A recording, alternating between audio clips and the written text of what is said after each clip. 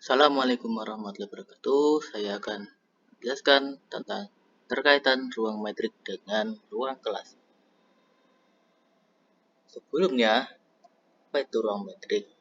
Ruang metrik X, D dengan X himpunan tak kosong dan D adalah metrik di X adalah fungsi yang didefinisikan pada X cross X. Sedemikian juga untuk setiap X, Y, Z anggota X berlaku dx, y lebih dari 0, dx, y sama dengan 0 jika dan jika x sama dengan y, dx, y sama dengan dyx, dan yang terakhir dx, y kurang dari sama dengan dxz ditambah dy, z. Sama-sama ruang. Apakah ruang metrik punya hubungan dengan ruang kelas? Ya jelas. Nah, ini adalah ilustrasinya. Ini adalah ruang kelas di teknik informatika di ITB kali ITS. Kalau nggak ITB ya ITS. Nah, untuk mencapai persyaratan ruang metrik, kita tentukan dulu kalau dx, y itu adalah sama dengan 0. Atau dengan kata lain, dx, y adalah positif. Di sini, jarak di dunia nyata pasti bernilai positif. Maka dari itu, dimanapun kita ambil titik di ruang kelas ini, kemudian kita tentukan jarak antara kedua titik tersebut, maka hasilnya pasti positif. Oleh karena itu, syarat M1 terpenuhi.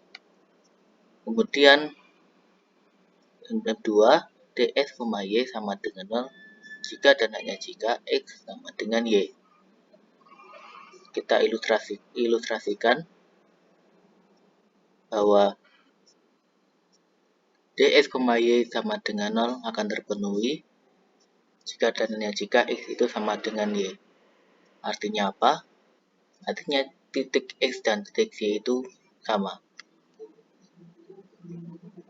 Jadi misalkan x itu adalah komputer dan y itu juga komputer. Maka pasti jaraknya itu sama. Oh, maksudnya jaraknya itu sama dengan 0. Karena tidak berpindah tempat. Maka dari itu syarat M2 terpenuhi. Kemudian M3, dx, y sama dengan dy, x. Artinya jika kita misalkan x itu adalah papan tulis dan y adalah kursi, maka kita sebut dx, y itu jarak antara papan tulis dan kursi. Kemudian dy, x kita ilustrasikan jarak antara kursi dengan papan tulis. Di mana dalam hal ini pasti hasilnya sama.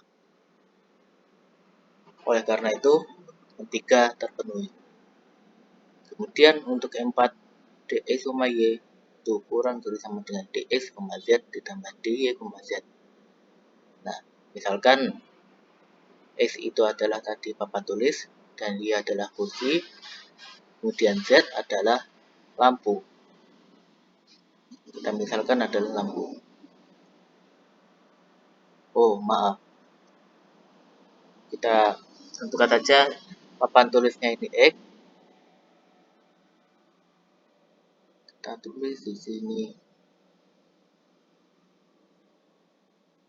Nah, ini adalah x. Kemudian lampunya ini di y dan kursinya adalah z. Kalau kita hitung jarak antara x, y, nah begini, kemudian y, x, z, jadi di sini,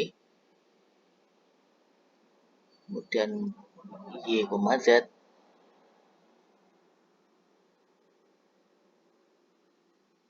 Nah,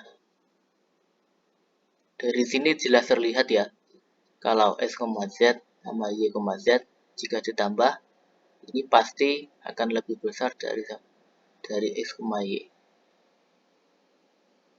Kalau kita tentukan titik dimanapun, pasti akan memenuhi yang ini, dx, y kurang dari sama dengan dx, z tambah dy, z. Itu artinya syarat 4 terpenuhi. Nah, dari kesimpulan tersebut kita bisa tentukan, yaitu ruang kelas bisa kita sebut ruang metrik. Ini sudah jelas, karena ruang metrik sendiri itu adalah jarak, berangkatnya dari jarak. Oleh karena itu, karena ini juga membutuhkan ruang, berarti jarak itu membutuhkan ruang, berarti ini juga ruang kelas ini juga kita sebut ruang metrik. Sekian dari saya. Apabila ada kurang lebihnya mohon maaf. Wassalamualaikum warahmatullahi wabarakatuh.